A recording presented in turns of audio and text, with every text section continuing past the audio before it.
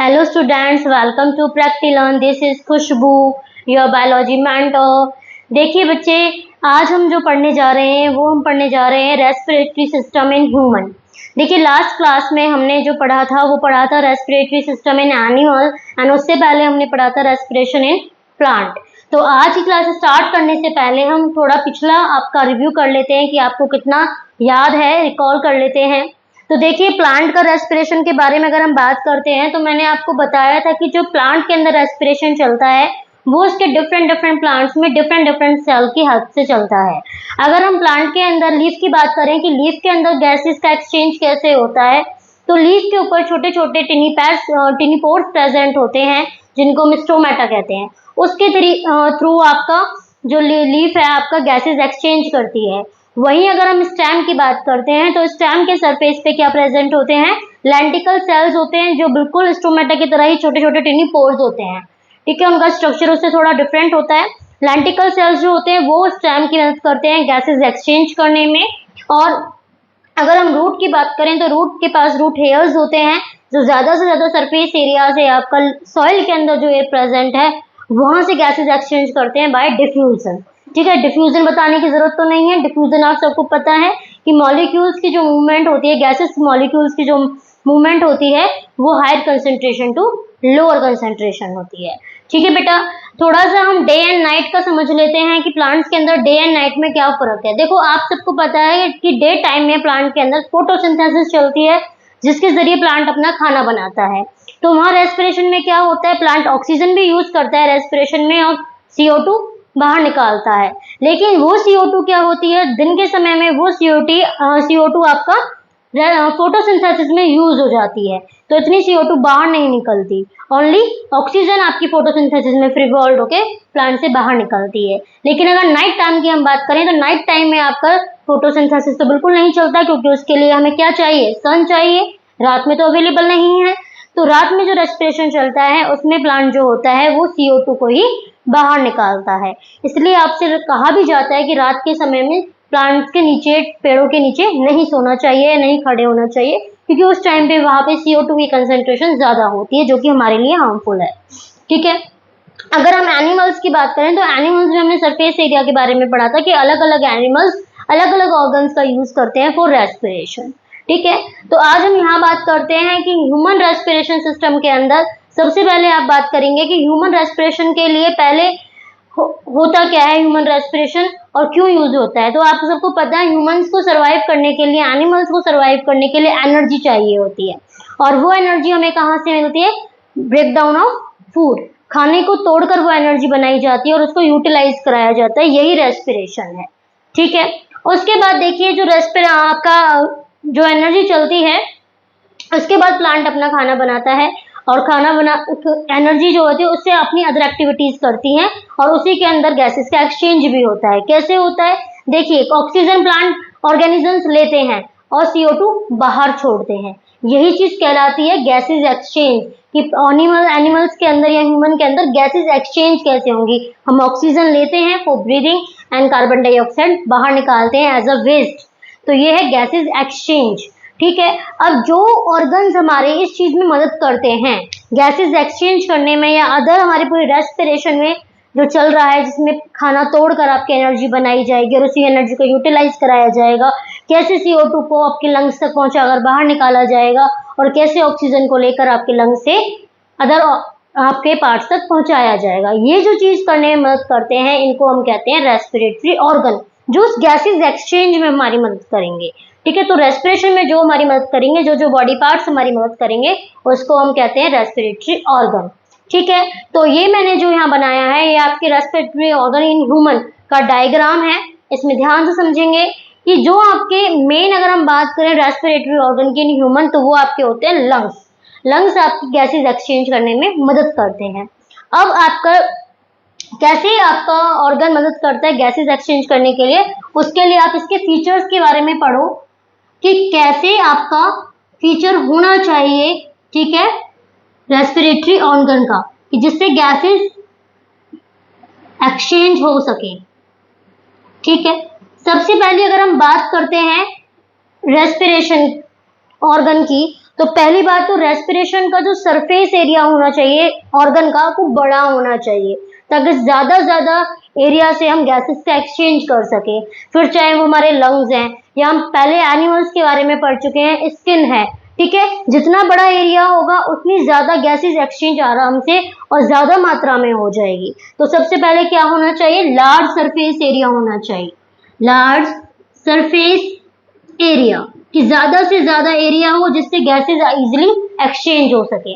दूसरी चीज आपकी जो होनी चाहिए वो होनी चाहिए कि रेस्पिरेटरी ऑर्गन्स जो हैं वो शुड बी थिन, पतले होने चाहिए, ठीक है। उनकी जो लेयर्स हैं वो बहुत थिन होनी चाहिए ताकि से इजिली एक्सचेंज हो जाए गैसेस का, आराम से गैस एक साइड से दूसरी साइड चली जाए। तो शुड आपके ऑर्गन्स शुड बी थिन, ठीक है, ताकि से इजिली एक्सचेंज हो, इजिली डिफ्यूज हो जाए, ठीक है। गैसेस मॉलिक्यूल्स हायर कंसंट्रेशन से लोअर कंसंट्रेशन की तरफ आराम से चली जाए, यही चीज कहलाती है आपकी डिफ्यूजन। और इसके लिए आपकी स्किन, आपका ऑर्गन कैसा होना चाहिए, ऑर्गन की लेयर थिन होनी चाहिए, ठीक है। यहाँ तक आपको समझ में आया ना, सरफेस एरिया बड़ा होना चाहिए, थिन होना चाहिए, ठीक है। अब आपको समझना होगा कि रेस्पिरेशन होगा कैसे ऑर्गेनिजम्स के अंदर, ह्यूमन के अंदर रेस्पिरेशन कैसे होगा। तो देखिए, अगर ह्यूमंस की हम रेस्पिरेशन की बात करते हैं तो अलग अलग पार्ट्स इन्वॉल्व हैं आपके ह्यूमंस के रेस्पिरेशन में, और इस वीडियो में हम धीरे एक एक करके उन पार्ट्स के बारे में पढ़ेंगे, ठीक है। ये याद रखना, पूरा एक ही वीडियो में नहीं हो पाएगा, ठीक है, एक क्लास में नहीं हो पाएगा, हम धीरे धीरे कर चलेंगे ताकि से आपके हर एक पार्ट को आपको समझने में आसानी हो कि उसका फंक्शन क्या है, कैसे वो वर्क करता है, ठीक है। तो फर्स्ट ऑफ ऑल जो हम बात कर रहे हैं वो बात कर रहे हैं हम नेजल चैम्बर की आपकी, ठीक है। नेजल चैम्बर जो होता है वो आपकी क्या है, कैसे वर्क करता है ह्यूमन रेस्पिरेटरी सिस्टम में। तो फर्स्टली जो आज हम पढ़ेंगे, पहले वो पढ़ेंगे नेजल चैम्बर। नेजल चैम्बर क्या है, कौन बताएगा।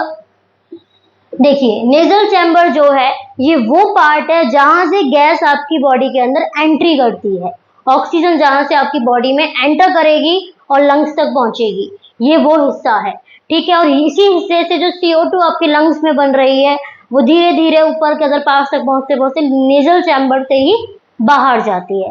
तो डायग्राम को ध्यान से देखना, आपको ये वाला जो हिस्सा नजर आ रहा है ये आपका नेजल चैम्बर है। नेजल चैम्बर जो होता है स्टार्ट कहाँ से होता है, गैसेस एक्सचेंज कैसे होंगे। तो आपकी जो ओपनिंग होती है नोज पर, जिनको हम नॉस्ट्रिल्स कहते हैं, वहां से ये शुरू होता है, इस ओपनिंग नॉस्ट्रिल से जो ये ओपनिंग्स है यहाँ पे, यहाँ से शुरू होगा और यहाँ से ये नेजल चैम्बर पूरा कहलाएगा, जिसके अंदर गैसेस एक्सचेंज होंगी, जिसके थ्रू गैस जो है वो अंदर जाएगी लंग्स के, और इसी के थ्रू जो गैसेस है CO2 वो बाहर भी निकल कर आती है। ये होता है आपका नेजल चैम्बर। नेजल चैम्बर के ही जस्ट नीचे आपकी ऑरल कैविटी होती है, आपका माउथ जिसको हम कहते हैं वो होती है, और इन दोनों को जो सेपरेट आउट करने का है वो आपकी बोनी प्लेट होती है, जिसको पैलेट आपके, आप देखोगे टंग से ऊपर का तरफ आप हिस्सा वो कभी टंग से छूकर देखना, वो बहुत ज्यादा हार्ड होती है, बोनी प्लेट होती है वो, ठीक है। वो उसका क्या काम होता है, वो आपकी ऑरल कैविटी को और नेजल कैविटी को सेपरेट आउट रखती है, ठीक है। इसलिए आप इजिली खाना खाते वक्त, पानी पीते वक्त इजिली आप ब्रीदिंग कर सकते हो, सांस ले सकते हो, क्योंकि आपकी जो ये बोनी प्लेट है इसने आपकी ओरल कैविटी और आपकी नेजल कैविटी को अलग किया हुआ है। अब नेजल चैम्बर में होता क्या है, देखो नेजल जो चैम्बर है इससे गैसेस अंदर जा रही हैं, बाहर आ रही हैं, कैसे। नेजल चैम्बर की कुछ खासियत है कि इसके अंदर क्या है, म्यूकस लेयर प्रेजेंट होती है, म्यूकस प्रेजेंट होता है। म्यूकस हम कह सकते हैं चिपचिपा एक लिक्विड मटेरियल होता है, जिसका क्या काम होता है कि अगर आपकी ब्रीदिंग में, अगर आप सांस ले रहे हैं, एयर अंदर ले रहे हैं, उसके साथ अगर कोई डस्ट पार्टिकल्स या कुछ भी पार्टिकल्स जाते हैं, वो उस चिपचिपे पदार्थ पर, उस चिपचिपे मटेरियल पर क्या चिपक जाते हैं, जिससे वो आपके लंग्स तक नहीं पहुंच पाते, ठीक है। इसके अंदर जो हेयर्स प्रेजेंट हैं उनका भी यही काम होता है कि वो आपके क्या है, डस्ट पार्टिकल्स को रोकती हैं ताकि से वो अंदर नहीं जाए, क्लियर हुआ। अगर हम इसके सेल्स की बात करें तो इसके जो आपकी लेयर है ये एपिथेलियम, सीलिएटेड एपिथेलियम की बनी है। मतलब इसके जो सेल्स हैं वो किसके हैं, स्किन के सीलिएटेड एपिथेलियम। अब सीलिएटेड एपिथेलियम के बारे में हम 9th क्लास में पढ़ चुके हैं। Like this finger like structure होता है सीलिएटेड एपिथेलियम्स का, और इन पे इस तरह के सीलिया निकले होते हैं, इसलिए इनको सीलिएटेड एपिथेलियम्स कहते हैं। जैसे कि आपकी नोज के अंदर हेयर्स होते हैं, ठीक है। इनका यही काम होता है कि जो डस्ट पार्टिकल आ रहे हैं उनको ये रोक सके, आपके लंग्स तक वो ना जाए। उसी तरीके से यहाँ म्यूकस ग्लैंड प्रेजेंट होती है जो म्यूकस को सिक्रीट करती है, ठीक है, और जिसकी वजह से वो जो म्यूकस निकलता है वो आपका जो चिपचिपा पदार्थ निकलता है उसमें वाटर भी होता है, ठीक है। उसका क्या है कि डस्ट पार्टिकल कुछ ऐसे होते हैं हेयर से नहीं रुक पा रहे हैं, वो उस पर चिपक जाते हैं ताकि से वो आपके लंग्स तक वो डस्ट पार्टिकल नहीं जाए, क्योंकि वरना वो आपके लंग्स को इफेक्ट करेंगे, ठीक है। अभी मैंने आपको बताया कि आपके म्यूकस के अंदर वाटर भी प्रेजेंट होता है। वाटर का क्या काम होता है, वाटर का क्या काम होता है कि जब आप ब्रीदिंग कर रहे हो, जब आप सांस ले रहे हो, एयर अंदर ले रहे हो, तो कई बार ऐसा होता है कि एयर गर्म होती है, तो गर्म एयर तो आपकी पूरे थोरक्स कैविटी को खराब कर देगी, परेशान कर देगी। तो इसका जो वाटरी पार्ट होता है उसका क्या काम होता है, वो उसको ठंडा करने का काम करती है कि जब आप जब सांस लो, जो एयर आप अंदर ले रहे हो, तो वार्म एयर जो जा रही है वो कूल डाउन हो जाए। इसलिए आप ध्यान से देखिए ये अनइवन भी होता है, ठीक है। अनइवन ये क्यों होता है, अनइवन इसीलिए होता है कि जो एयर जा रही है वो धीरे धीरे करके जाएगी। अगर एक साथ जाएगी तो एक साथ गई तो सीधा आपके ट्रैकिया पर जाके इफेक्ट करेगी और वहां से लंग्स पर, ठीक है। इसलिए ये अनइवन होता है ताकि से आपके इजीली धीरे धीरे एयर अंदर जाए, और वो जो वार्म एयर भी धीरे धीरे जाएगी तो वो लंग्स तक पहुंचते पहुंचते ठंडी हो जाएगी, कूल डाउन हो जाएगी, ठीक है। तो ये है आपके नेजल चैम्बर, जो इसका काम है कि डस्ट पार्टिकल्स को और आपके वार्म एयर को कूल डाउन करता है, डस्ट पार्टिकल को ये रेसिस्ट करता है, ठीक है। म्यूकस भी इस चीज में आपकी मदद करता है क्योंकि वाटरी पार्ट उसका कूल डाउन में मदद कर रहा है, और जो उसका स्टिकी पार्ट है वो आपका क्या कर रहा है, वो आपके डस्ट पार्टिकल को अपने साथ अटैच करके अपने साथ चिपका लेता है, अपने साथ स्टिक कर लेता है ताकि से वो आपके लंग्स को इफेक्ट ना डाले, ठीक है। नेजल चैम्बर का आपको समझ में आया कि नॉस्ट्रिल जो हमारी ये ओपनिंग है, ठीक है, इससे आपका क्या है, नेजल से आपका एयर अंदर एंटर करती है, उसी से बाहर निकल कर आती है, ठीक है। वहीं अगर हम बात करें तो आपकी जो ये नोज आप देखोगे तो ये कार्टिलेजियस है, मतलब कि कार्टिलेज की बनी होती है, दैट इज नॉट हार्ड। आप टच करके देखिए सॉफ्ट टिश्यू है, कार्टिलेज के बने हुए हैं, ये सॉफ्ट है, सीलिएटेड एपिथेलियम के हैं, और दो नोस्ट्रिल्स हैं आपके, और ये दो नोस्ट्रिल्स जो सेपरेट आउट है आपकी इस प्लेट से, आप ध्यान से देखिए ये सेप्टम की बनी हुई है, सेप्टा की बनी हुई है, ताकि जो इनको सेपरेट करती है, और आपकी ओरल कैविटी और नेजल कैविटी को आपकी बॉनी प्लेट जो आपके ऊपरी अपर पैलेट पर कहोगे आप, उसको आपको कवर करती है, उस पैलेट को आपको अलग करती है नेजल कैविटी से बॉनी प्लेट्स। क्लियर हुआ, ये तो था आपका नेजल चैम्बर। अब नेजल चैम्बर से आपकी क्या है, एयर, प्योर एयर हम कह सकते हैं क्योंकि हेयर ने म्यूकस से सारे डस्ट पार्टिकल्स रोक लिए हैं, वो नीचे जाएगी। तो आप ध्यान से देखिए ये आपकी ओरल कैविटी है, ये आपका क्या है, ये आपका कौन सा हिस्सा है, नेजल चैम्बर। इससे जाने के बाद जब एयर पहुंचती है तो ये आपकी पहुंचती है कहाँ पे, फेरिंग्स पे। कहाँ पहुंचती है, फेरिंग्स पे। फेरिंग्स क्या है, फेरिंग्स बेटा ये वो पार्ट है, आप ध्यान से देखिए कि आपकी नेजल चैम्बर भी यहाँ ओपन हो रहा है, और आपका जो ये ओरल कैविटी है, मतलब कि आपकी ईसोफेगस है, वो भी यहीं से जा रही है। होता क्या है कि आपकी जो विंड पाइप है, ठीक है, वो आगे की तरफ होती है, और आपकी जो फूड पाइप है वो पीछे की तरफ होती है। विंड पाइप इस तरफ जाएगी, फूड पाइप इस तरफ जाएगी, और बीच में क्या है, ये आपका फेरिंग्स है, ठीक है। फेरिंग्स का क्या काम होता है, ध्यान से सुनिए, दोनों विंड पाइप इसी के पास से होते हुए गुजरेंगी। ये कॉमन पैसेज है आपके विंड पाइप का और किसका, फूड पाइप का। एक छोटी सी ही, ज्यादा बड़ी नहीं, छोटी सी ट्यूब होती है जो कॉमन पैसेज होता है। अब ध्यान से सुनिए, जहां ये ओपन होगी, ध्यान से, ठीक है, खाना जा रहा है, एयर आ रही है, जहां ये फेरिंग्स जाके विंड पाइप पर ओपन, मतलब ट्रैकिया पर आपके ओपन होगी, उसको, उस हिस्से को कहते हैं ग्लॉटिस। क्या कहते हैं, ग्लॉटिस। क्या कहते हैं, ग्लॉटिस कहते हैं, ग्लॉटिस। ठीक है। और वहीं पर जैसे कि ये छोटी सी ट्यूब है, यहीं से आपकी विंड पाइप जा रही है और यहीं से आपकी फूड पाइप जा रही है, इस तरह से। फूड पाइप और विंड पाइप का कॉमन पैसेज है। ग्लॉटिस की हम बात कर रहे हैं, ठीक है। ग्लॉटिस का है जहां ये आपका फेरिंग्स, यहाँ आपकी विंड पाइप पर ओपन हो रहा है, इस हिस्से को हम कहते हैं ग्लॉटिस। और यहीं पे इस पे बेटा एक छोटा सा ऐसे कप लाइक स्ट्रक्चर बना होता है। अगर हम इसको थोड़ा क्लियर बनाएं तो देखिए इस तरह से कप लाइक स्ट्रक्चर बना होता है, एक प्लेट जैसा स्ट्रक्चर। इसका क्या, इसको हम कहते हैं एपिग्लॉटिस। क्या कहते हैं? एपिग्लॉटिस। इसका क्या काम होता है, ध्यान सुनो।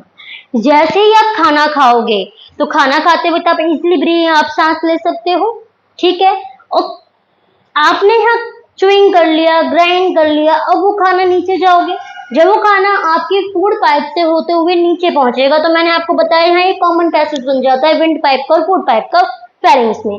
तो फेरिंग्स में जो ये एपिग्लॉटिस है, जहां आपकी विंड पाइप की ओपनिंग है, जहां वो जगह ओपन होगा, वहां ग्लॉटिस के ऊपर एक प्लेट लाइक, एक हुक लाइक स्ट्रक्चर होता है जिसको हम एपिग्लॉटिस कहते हैं। इसका क्या काम है, जैसे आप खाना अंदर लेते हो ये तुरंत अपने विंड पाइप को क्लोज करता है। ये फ्लैप उस पे एक ढक्कन की तरह काम करता है, ठीक है। ये ढक्कन की तरह उसको ढक देता है ताकि से जो खाना है वो यहाँ ना जाके यहाँ चला जाए फूड पाइप में, ठीक है। खाना जो है आपका ट्रैकिया में से जो आ रहा है ये सीधा इसको बंद कर लेता है आपके किसको, विंड पाइप को, और खाना सीधा जाता है आपकी फूड पाइप के अंदर। ये काम है आपके एपिग्लॉटिस का, एक ढक्कन की तरह काम करता है, ठीक है। खाने को जो है आप फूड पाइप से जो आ रहा है, ईसोफेगस से जो खाना आ रहा है वो डायरेक्ट आपके विंड पाइप में नहीं चला जाए, इसलिए वो उस पर बंद कर लेता है और उसको डायरेक्ट फूड पाइप में जाने देता है। अब ध्यान से सुनना कि ये तुरंत जैसे आप हवा जाएगी अंदर, ठीक है, एयर अंदर जाएगी तो ये ओपन होगी, विंड पाइप के अंदर एयर जाएगी। आप बोलते हो उस टाइम भी एयर जाती है आपकी हवा विंड पाइप में, तो ये ओपन होता रहता है, ठीक है। लेकिन आपने सुना होगा हमारे बड़े कहते हैं कि खाना खाते वक्त बोलना नहीं चाहिए। क्यों? क्योंकि खाना अटक जाता है। यही कारण है कि जब हम बोलते हैं तो हमारा एपिग्लॉटिस ओपन हो जाता है, ठीक है। और खाते हुए जब हम बोलेंगे तो ओपन होगा तो गलती से खाना कहाँ चला जाता है, बोलने की वजह से सीधा इसके अंदर चला जाता है, जो कि अंदर जाके इरिटेशन कॉज करता है, आपको खांसी उठती है, छींकें आती हैं, और वो जब तक आती है तब वो खाना प्रेशर से ऊपर ना आ जाए, या तो आपकी माउथ में या आपकी, कई बार आपने देखा भी होगा वॉमिट आउट करते हैं, बहुत प्रेशर से वॉमिटिंग आती है तो सीधा नोज तक पहुंच जाती है, वो इसी वजह से कॉमन पैसेज है हमारे फेरिंग्स का, ठीक है। खाना जब तक बाहर नहीं आएगा इससे तब तक हमें खांसी उठती है, ठीक है। इसका यही कारण है कि हमें बोलते वक्त, खाना खाते वक्त बोलना नहीं चाहिए, क्योंकि बोलते वक्त एपिग्लॉटिस ओपन एंड डाउन होता है, और अब जब खाना खा रहे हो बोलोगे तो खाना सीधा आपके विंड पाइप में जा सकता है जो इरिटेशन कॉज करेगा, ठीक है। यहाँ तक आपको क्लियर हो गया? कोई डाउट आपका? अगर हो तो आप हमारे कमेंट बॉक्स में डाल सकते हैं। अब देखिए हमने नेजल चैम्बर हमने कर लिया, उसके बाद हमने फेरिंग्स कर लिया। अब हम थोड़ा सा आते हैं नीचे, एयर यहाँ पहुंची नेजल चैम्बर में, नेजल चैम्बर से आपके यहाँ फेरिंग से विंड पाइप में गई, विंड पाइप को हम कहते हैं ट्रैकिया। क्या कहते हैं आपका? ट्रैकिया, ठीक है। ट्रैकिया क्या है, ध्यान से सुनेंगे आप। ट्रैकिया, इसको विंड पाइप पढ़ते आए हो आप अभी तक छोटी क्लासेस में। ट्रैकिया जो है, आप ध्यान से देखिए, एक ट्यूब लाइक स्ट्रक्चर है जहां से आपकी एयर जाती है लंग्स में, ठीक है। ट्रैकिया की अगर हम ट्यूब की बात करें तो ये 11 सेंटीमीटर लॉन्ग होती है एंड 2 पॉइंट कुछ सेंटीमीटर ये क्या है आपकी डायमीटर में होती है, ओके। इसके ऊपर ध्यान से देखना, इनकम्प्लीट सी लाइक स्ट्रक्चर बने होते हैं, that is a cartilage tube, cartilage की ही है ये, और इस तरह की ही सी, इनकम्प्लीट सी, ना पूरा सी है ना पूरा ओ है, ठीक है, लाइक स्ट्रक्चर बने हुए हैं, और इनको हम कहते हैं ट्रैकिया, ट्रैकियल भी कह सकते हैं, रिंग्स, ठीक है। इनको हम ट्रैकियल रिंग्स कहते हैं, ठीक है। और इसके अंदर भी जो लेयर है कार्टिलेजेस की, वो सीलिएटेड एपिथेलियम की ही बनी हुई है और म्यूकस की बनी हुई है। ठीक है। सीलिएटेड एपिथेलियम एंड म्यूकस का फंक्शन मैं आपको बता चुकी हूँ, यहाँ फिर से रिपीट कर देती हूँ। सीलिएटेड एपिथेलियम जो है, इसके आपको पता है उसका क्या काम है, वो आपके जो एयर जा रही है उसके अंदर वो इजीली जाए, और ये रिंग लाइक स्ट्रक्चर इसीलिए बनाए हैं कि वो इजीली आपके अंदर जाए। ठीक है। आराम से जो हवा है बिना अटके हुए, कोलैप्स हुए सीधा लंग्स तक पहुंचे, इसलिए रिंग लाइक स्ट्रक्चर्स होते हैं। ठीक है। और आपका म्यूकस का काम आपको पता है, उसका म्यूकस जो सिक्रीट होता है इसके अंदर भी, वो भी अगर बाई चांस गलती से डस्ट पार्टिकल आ गए हैं एयर के साथ, वो यहाँ आकर चिपक जाएंगे और आपके लंग्स के अंदर एंटर नहीं करेंगे। यहाँ की बात ट्रैकिया डिवाइड हो जाता है ब्रोंक्यूल्स में, 2 ब्रोंक्यूल्स में डिवाइड होने के बाद एयर एंटर करती है आपकी लंग्स में।